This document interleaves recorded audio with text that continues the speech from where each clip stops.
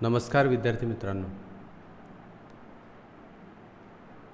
महाकरियर पोर्टलमध्ये तुमचं सर्वांचं स्वागत आहे।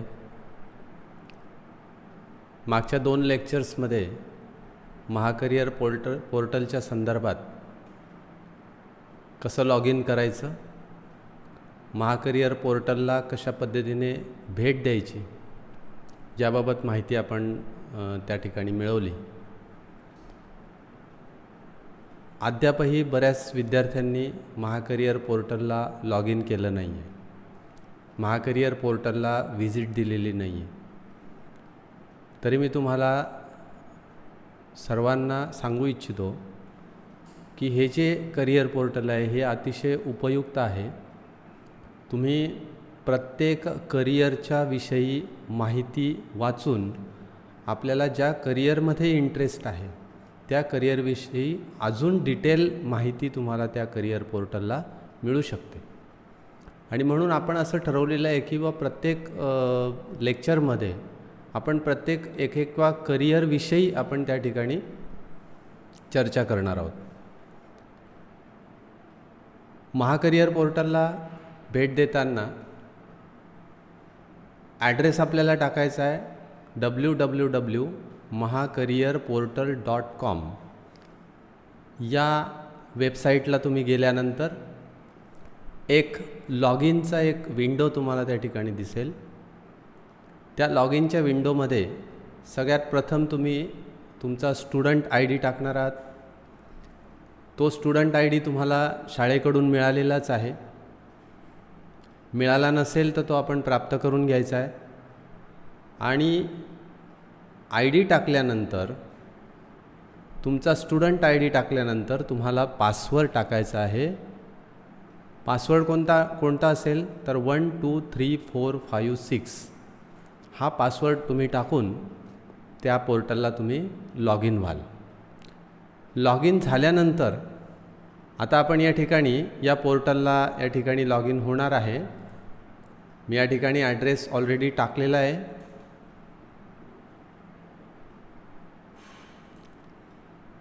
त्यामुळे महाकरियर पोर्टल या ठिकाणी मी तो ॲड्रेस टाकलेला आहे। मी माझ्या पद्धतीने माझ्या लॉग इनवरून या ठिकाणी लॉग इन केलेलं आहे। तुम्ही लॉग इन कसं करायचं हे पहिल्या व्हिडिओमध्ये तुम्हाला दिलेलं आहे, त्या ठिकाणाहून तुम्ही लॉग इन करू शकता। तर आज आपण एक अतिशय महत्त्वाच्या करियरविषयी त्या ठिकाणी जाणून घेणार आहोत। या ठिकाणी काही तुम्हाला 4 पर्याय दिसतात बघा। करियरविषयी माहिती मिळवा, दुसरा कॉलेज डिक्शनरी, तिसरा परीक्षा डिक्शनरी आणि चौथा ऑप्शन आहे स्कॉलरशिप, स्पर्धा आणि फेलोशिप डिक्शनरी।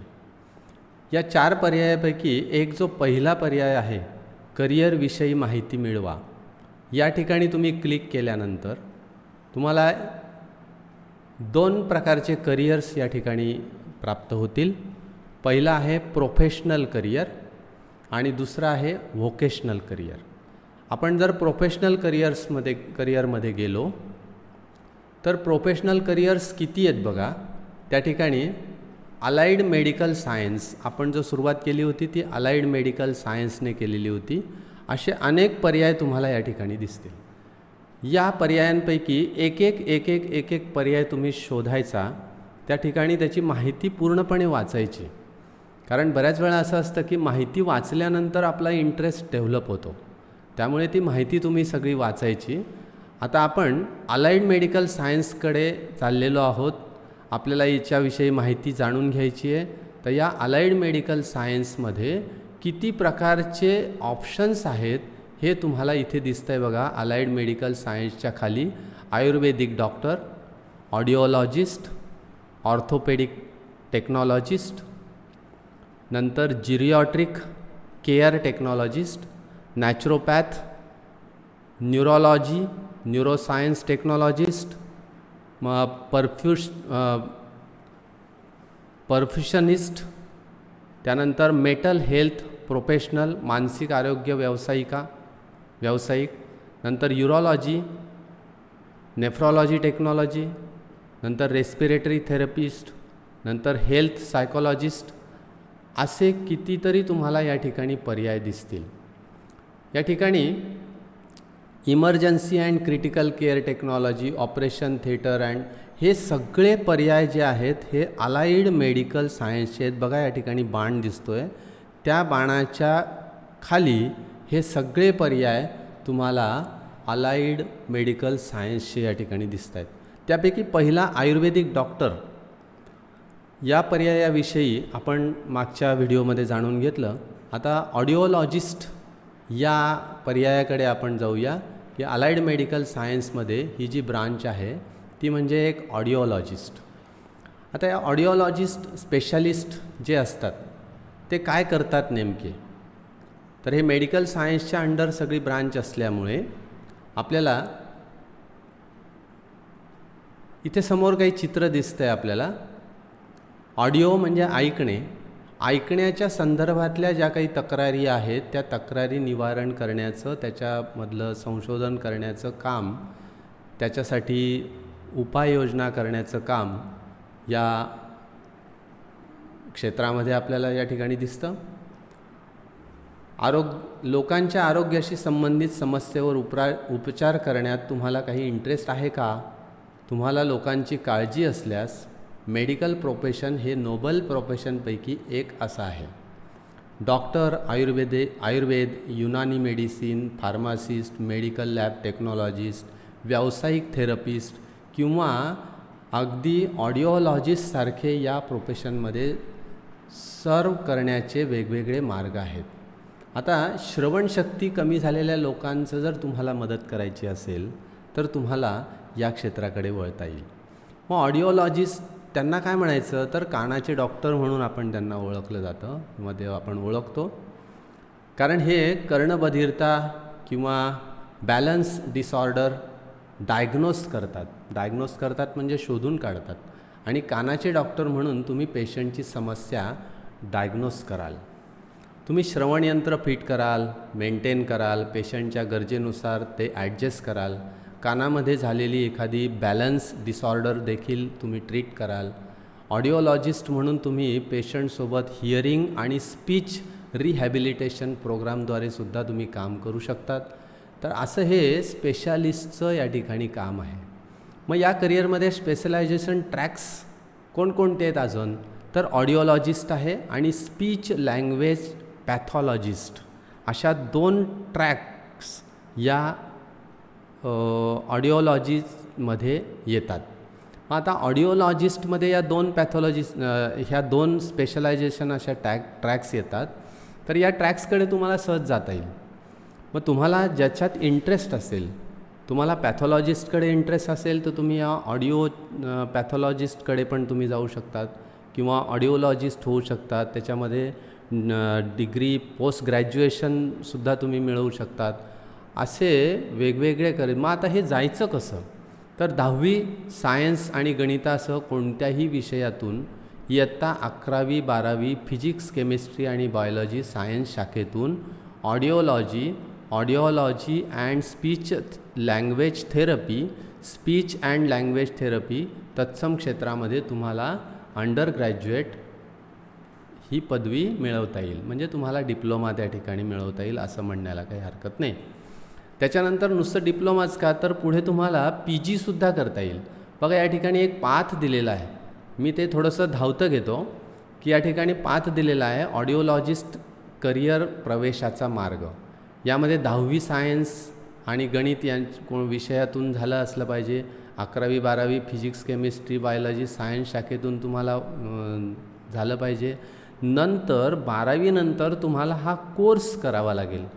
म्हणजे audiology and speech language pathology, speech and language therapy किंवा तत्सम क्षेत्र जे आहे त्या क्षेत्रामधला तुम्हाला हा अंडर ग्रॅज्युएशनचा कोर्स करावा लागेल. आणि हा कोर्स झाल्यानंतर तुम्हाला जर पुढे शिकण्याची इच्छा असेल तर तुम्ही पोस्ट ग्रॅज्युएशनसुद्धा त्या ठिकाणी करू शकतात. अतिशय उत्कृष्ट क्षेत्र हे आहे की ज्या आपल्याला या सगळ्या पेशंट्सला मदत करायची आहे. वेगवेगळ्या प्रकारचे जे पेशंट्स असतात याच्यामध्ये बरेचसा असा भाग आहे की बऱ्याच आजारानंतर त्या पेशंटची म्हणजे बोलण्याची क्षमता चालली जाते, त्याची म्हणजे स्पीच बोलायचं कसं, तर या पद्धतीने तुम्हाला त्यामध्ये ट्रेनिंग दिलं जातं. आणि स्पीच लँग्वेज थेरपी किंवा speech language pathology, speech and language therapy असे वेगवेगळ्या प्रकारचे क्षेत्र तुम्हाला त्या ठिकाणी सहज निवडता येतील. आता तुम्ही म्हणाल की हे सगळं मी जर केलं, हा तिसरा मार्ग तिथे दाखवला आहे बघा. अंडर ग्रॅज्युएटनंतर तुम्हाला पोस्ट ग्रॅज्युएट करता येईल, नंतर PhD सुद्धा करता येईल. येस. आता तुम्हाला कमीत कमी अमाऊंट किती एक्सपेन्स होईल ते या ठिकाणी दिलेलं एक चार्ट दिलेला बघा. कमीत कमी अमाऊंट तुम्हाला लागेल म्हणजे पैसे लागतील तर 60,000 रुपये आणि जास्तीत जास्त तुम्हाला 4 लाखापर्यंत खर्च या कोर्ससाठी किंवा या क्षेत्रामध्ये तुम्ही गेलात तर येऊ शकतो. आणि त्याच्यानंतर साधारण किती वर्ष शिक्षण आपलं चालतं, तर बघा इथे जास्तीत जास्त म्हणजे तुम्ही PhDपर्यंत गेलात तर 23 वर्षापर्यंत तुम्ही या ठिकाणी शिकू शकतात. किंवा तुम्ही अंडर ग्रॅज्युएट केलं तर साधारणतः 17 वर्षापर्यंत किंवा 17व्या वर्षीसुद्धा तुम्ही त्या ठिकाणी डिप्लोमा करून बाहेर पडू शकतात. बऱ्याच वेळा असं असतं की नुसतं डिप्लोमा करून आपलं भागत नाही, तर आपल्याला ते पोस्ट ग्रॅज्युएशन करावंच लागतं. कारण आपल्याला त्याच्यामध्ये अजून स्पेशलायझेशन करणं फार गरजेचं असतं. कारण ही मेडिकल फील्ड असं आहे की या मेडिकल फील्डमध्ये खूप हायर पोस्टला आपल्याला नेहमी जावं लागतं. हा भाग लक्षात घ्यायचा आहे. त्यानंतर भविष्यातील संभावना काय काय आहेत, इथे चार्टच्या माध्यमातून तुम्हाला सगळ्या त्या संभावना या ठिकाणी दाखवलेल्या आहेत. नंतर monthly earning in Indian rupees तुम्हाला या ठिकाणी दाखवलं आहे. तर एंट्री स्तर तुम्ही जर अगदी सुरुवातीला जर विचारात घेतलं तर साधारण जास्तीत जास्त तुम्हाला 30,000 रुपये पर मंथ किंवा कमीत कमी 10,000 रुपये पर मंथ. निम्न स्तरावर तुम्ही गेलात तर या ठिकाणी 20,000 रुपये आणि या ठिकाणी 60,000 रुपये. आणि अगदी तुम्ही पोस्ट ग्रॅज्युएशन वगैरे करून अतिशय स्किल प्राप्त केलं आणि अतिशय तुमचं काय म्हणूया आपण चांगल्या प्रकारे यश संपादन केलं तर तुम्हाला 2 लाख रुपये पर मंथसुद्धा तुम्हाला त्या ठिकाणी मिळू शकतात. तर अशा प्रकारचे एक थोडक्यामध्ये माहिती मी तुम्हाला याच्या संदर्भात दिली आहे. अधिक माहिती तुम्हाला या कोर्सच्या संदर्भात मिळवता येईल. त्याखाली इथे दिले बघा. यासाठी कॉलेज आणि युनिव्हर्सिटी शोधा. या ठिकाणी तुम्हाला कॉलेज युनिव्हर्सिटी शोधता येतील. प्रवेश परीक्षा शोधा आणि ऑडिओलॉजिस्टसाठी प्रवेश परीक्षा शोधा. नंतर यासाठी स्कॉलरशिप आणि आर्थिक मदत आपल्याला हवी असेल तर तीसुद्धा आपल्याला या ठिकाणाहून सोर्सेस मिळू शकतील किंवा कुठून मला ती मदत मिळू शकेल, आर्थिक मदत मिळू शकेल, स्कॉलरशिप मिळू शकेल. आणि नंतर नोकरीच्या संधी मला कुठे आहेत. आपण जस्ट क्लिक करून बघूया नोकरीच्या संधी काय दाखवत आहेत. तर नोकरीच्या संधीमध्ये तुम्हाला काय हे बघा. नोकरीच्या संधी तुम्ही हे जर सगळं वाचलं तर तुमच्या लक्षात येईल. पहिलं बघा, AIIMS सारखे medical college, railway hospital, private hospital, सरकारी हॉस्पिटल यामध्ये तुम्ही ऑडिओलॉजिस्ट म्हणून रुजू होऊ शकतात. प्रायव्हेट क्लिनिक तुम्ही टाकू शकतात. ENT क्लिनिक तुम्ही टाकू शकतात. अपंग व्यक्तींसाठी असलेलं सेंटर तुम्ही टाकू शकतात. नर्सिंग केअर फॅसिलिटी इत्यादी यामध्ये ऑडिओलॉजिस्ट, स्पीच थेरपी म्हणून रुजू होऊ शकतात. तुम्ही एक फेलो सहकारी म्हणून रुजू होऊ शकतात किंवा तुमची फेलोशिप पूर्ण करू शकतात. तुम्ही कॅप्टनच्या रँकला मिलिटरी हॉस्पिटलमध्ये रुजू होऊ शकतात. तुम्ही असिस्टंट प्रोफेसरच्या श्रेणीवर कॉलेज युनिव्हर्सिटीमध्ये देखील तुम्ही लेक्चरर म्हणून त्या ठिकाणी रुजू होऊ शकतात. म्हणजे असे अनेक तुम्हाला त्या ठिकाणी काम करण्यासाठी वेगवेगळे माध्यमं तुम्हाला त्या ठिकाणी मिळतील. तुम्हाला नोकरी करायची असेल तर नोकरी किंवा मग इतर तुम्हाला तो व्यवसाय म्हणून स्वीकारायचा असेल तर तुमचा प्रायव्हेट क्लिनिकला वगैरे तुम्ही करू शकतात. अतिशय चांगली माहिती या ठिकाणी दिलेली आहे. ही सगळी तुम्ही वाचा. मी हे मुद्दामून घेतो आहे कारण सगळंच वाचणं शक्य नाही, पण त्या ठिकाणी काही महत्त्वाच्या बाबी की ज्याच्यामधून तुमची क्युरिओसिटी जागी होईल किंवा आणि जाणीव होईल की आपल्याला वेगवेगळ्या प्रकारचे क्षेत्र भरपूर आहेत. कारण आता पुढच्या क्षेत्रांकडे सुद्धा आपल्याला जायचं आहे. फक्त आपण मेडिकलकडेच आता जातो आहोत आणि या मेडिकलमधले वेगवेगळे पर्याय आपण या ठिकाणी बघतो आहोत. तर मित्रांनो, हे सगळं तुम्ही वाचून काढा. त्यामध्ये तुमचं कौशल्य कसं असलं पाहिजे, तुमचं व्यक्तिमत्व कसं असलं पाहिजे, त्यानंतर तुम्हाला उत्पन्न किती मिळणार आहे, करिअरमध्ये प्रगती मला अजून कुठे कुठे करता येईल, भविष्यामध्ये काय काय संभावना आहेत, ह्या सगळ्या बाबी या महाकरिअर पोर्टलमध्ये दिलेल्या आहेत. तर मला असं वाटतं तुम्ही खूप चांगल्या प्रकारे ह्या पोर्टलचा अभ्यास करावा. आता आपल्याला खूप वेळ आहे, कारण अजून परीक्षा, त्याचा निकाल, त्याच्यानंतर आपण 11वी 12वी करणार आहोत. एकदा का आपला पाथ ठरला की त्या पाथनुसार आपण सहज जाऊ शकतो आणि ते सहज तुम्ही जाण्यासाठी, तुमचा मार्ग शोधण्यासाठी तुम्हाला एक एक क्षेत्राची नुसती तोंड ओळख आपण या ठिकाणी ह्या माध्यमातून करणार आहोत. तर आपण आज मित्रांनो या ठिकाणी थांबूया. पुढच्या सेशनमध्ये पुढचं जे करिअर आहे त्या पुढच्या करिअरच्या दृष्टीने पुन्हा आपण एक 15 मिनटं या ठिकाणी बोलणार आहोत. ओके, धन्यवाद.